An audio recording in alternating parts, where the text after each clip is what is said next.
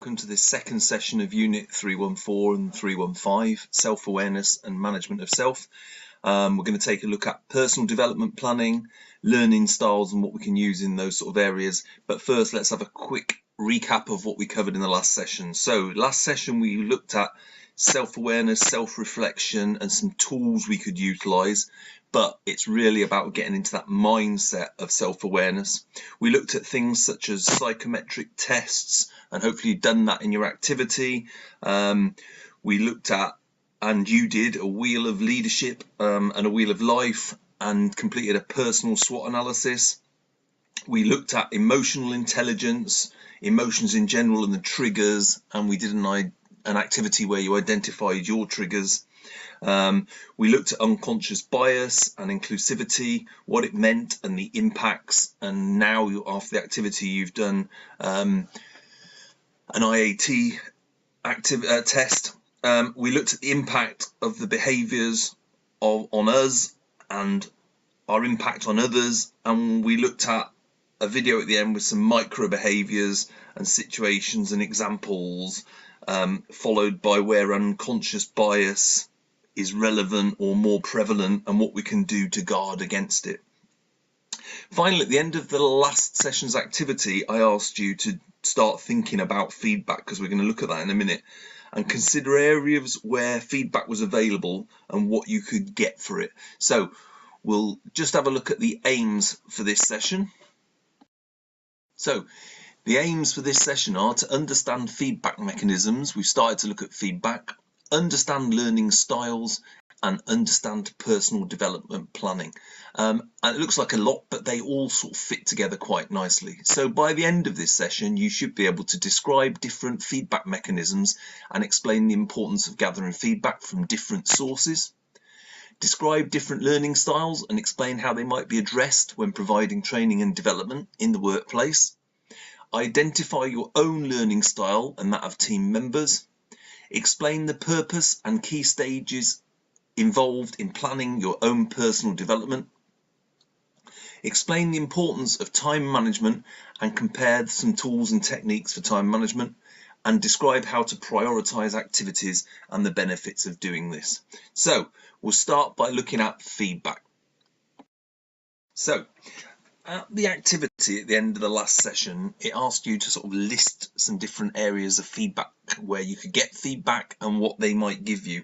And hopefully you identified lots of different sources, and we'll talk about that in a bit more detail later. But the point I'm trying to make is that if you get feedback from a number of sources, it can give you an overall picture or perspective, a little bit like the 360-degree tool we talked about when we talked about self-awareness. You can use that on an organizational level, department level, team level, to get a rounded picture of feedback. But first, let's just examine feedback, its importance, the use of it, and how we can get constructive feedback. Firstly, feedback should not be as depicted in this cartoon here. That's not really feedback, that's just someone shouting abuse at somebody. Feedback is about a loop, a circle, a process, and should be based on a process, a loop used to sort of signify it and be in a circle about. We're not talking about the delivery of the feedback here, but how we receive it and how it's taken on board by us. It should be a full process that fits well into self-awareness that we've been looking at. So we'll take a look at sort of my interpretation of the feedback loop in the next slide. As we said, we talked about a feedback loop, and feedback should be a positive experience. There's many versions of a formal sort of feedback loop out there, but this is mine, taken from those, and it's based on, this would probably be more like a formal process of feedback in an organization. So we start with, we're trying to make a judgment. That's the whole point. And to do that, we gather views from different places. We evaluate that against criteria, and that's a really important point. We need to make sure there are clear criteria, otherwise our evaluation can be flawed and it could be just about personal opinions. We then process and compare that information against the criteria. We decide on some actions, so outcomes of what we think about it, and then we're back to making a judgment, and that's based on the evidence or gathering of views. So you can see why it's a loop, because as soon as you've done that, then you gather views about whether those things have made any difference, and then you start the process again. For that to be really effective, there are some key steps that the individual needs to do before that process, and that's clearly establish the criteria. We mentioned it in there, but the individual needs to know the criteria because they need to make a self-reflection or evaluation against whether they and how they feel they're doing. If they don't do that, then they're not going to be able to make a judgment about what they receive and whether they agree with it. They're just basing it on what other people say, and it shouldn't be that, because part of this self-awareness that we're talking about should be about us making an evaluation first so that we can use that in the feedback. So we look at what we've decided, and then we go into the formal feedback process, and then after the feedback process we can come back into the self-awareness part again and reflect on how that feedback fits in with what we've talked about before we make those judgments and decide on those actions. So to make it really, really effective, the process of self-awareness needs to fit into that feedback. So now we've established it, we can start to look at where we can get that feedback, what we can do to make sure we're getting a good perspective from all different sorts of feedback in the next slide. So in the activity preparing for this session, you looked at where you might get feedback from, and I've already indicated that you should have been looking to get it from as many places as possible so that we get different perspectives, and we'll talk about those in a little bit more in a minute. But first, let's look at the mechanisms we have for getting feedback. Firstly, we can categorize it into two areas: internal and external feedback.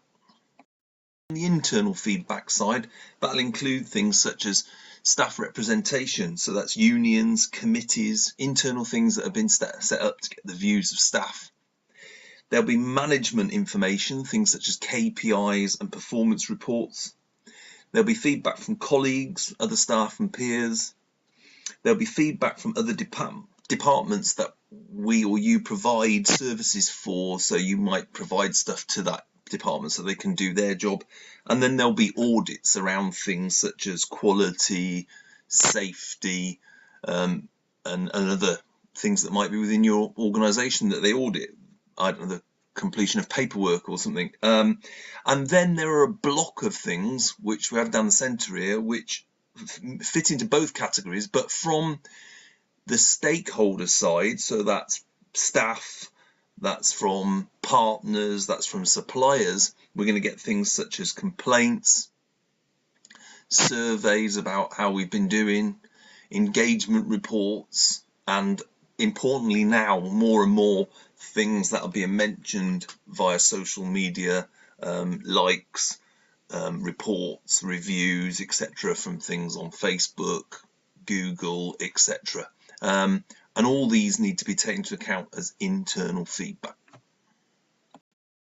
And on the external side, we have things such as reviews, and that could be on products that we produce or on services we provide.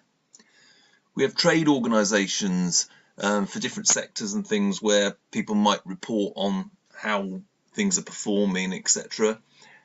We have accreditation and audits, and they could be trade specific, they could be quality standards such as ISO, they could be Ofsted if you're in education, they could be Care Quality Commission if you're providing care, or they could be things such as Matrix, but they are accreditations that we get that give us input, external feedback, and we have audits on them. And then there's sector news, things that are going on in the corporate world that affect our sector, that might have an impact on our business. And then from this central bank, we've got these common ones. We've got complaints from customers, we've got customer surveys, we've got reports on whether we're engaging our customer market, we're hitting on the market, and then importantly for customers, a big one, we've got the social media and their input via, as I mentioned before, things such as Facebook, Google reviews on our products, and that's a massive area nowadays of feedback we'll get externally from customers. So lots there, many mechanisms for us to think about getting feedback from, which is great, but we need to look at the perspective those people are coming from, and we'll have a look at that now.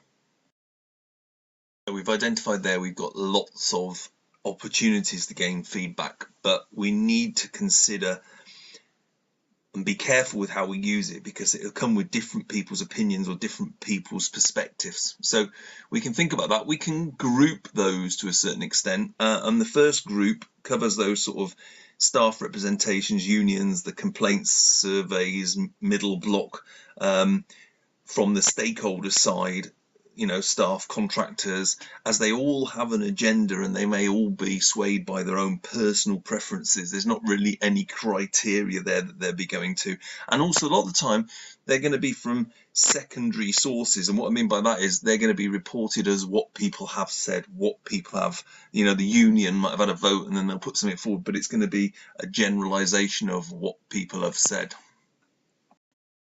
And similarly, we can group together the sort of customer reviews and then the central block, even including the products and services, which will give a different tinge to a customer's review.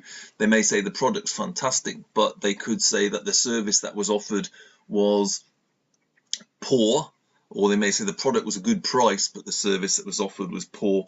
And we also need to be aware that the complaints, the surveys, the engagement reports, and the social media could also come in different forms. So they could be online, they could be face-to-face, or they could be written. And that can change the perspective, because if it's an online anonymous review, that person is more likely to be critical or say things that they may not say in a face-to-face interview if someone had rung them up to do a survey, for example. And also, as we've seen with many, they could be paid for online reviews, etc. So again, we need to be careful of the perspective that they're coming from.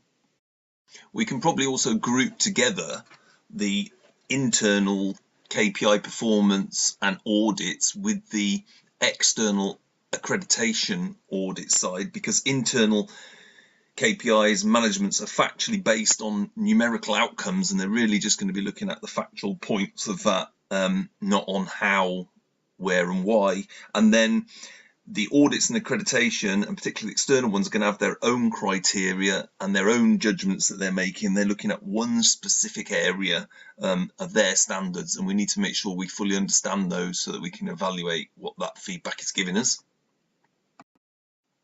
The trade organisations and the sort of sector news come together because really they're looking at a wider perspective, and it may not fully fit with our organisation. Additionally, trade organisations may require membership, and therefore they could be biased towards ones who are not members. And then finally, we can put together the colleagues and other departments. We need to be aware of the other departments' motives, and we also need to know that we really know the colleagues and look at what they're doing. They both may have other organisational motives or reasons for the feedback they're giving, to protect themselves or to look at making changes within the organisation, but they may be positive as well. So we just need to be aware of the perspective they're coming from. So we've looked there at how we get feedback, what feedback should be about, and we've also looked at the multitude of places that we can get feedback from. Really wide range, and we need to be looking at the perspective the person's coming from, so therefore what we're using it for and what judgments we're making on it. I want you now to look back at the activity you did before you started this session, which asked you to just think about where you get feedback from, and what you could use it for, what it would tell you, and now review it based on what we've talked about, update it or add where you get feedback from and what it can give you, thinking about it from a personal perspective, self-awareness, what it can tell you about yourself, and also from a team perspective about your team and their performance. Right, so do that and upload that back in. Hopefully there'll be quite a bit to add to that, unless you were very aware of your feedback before you started.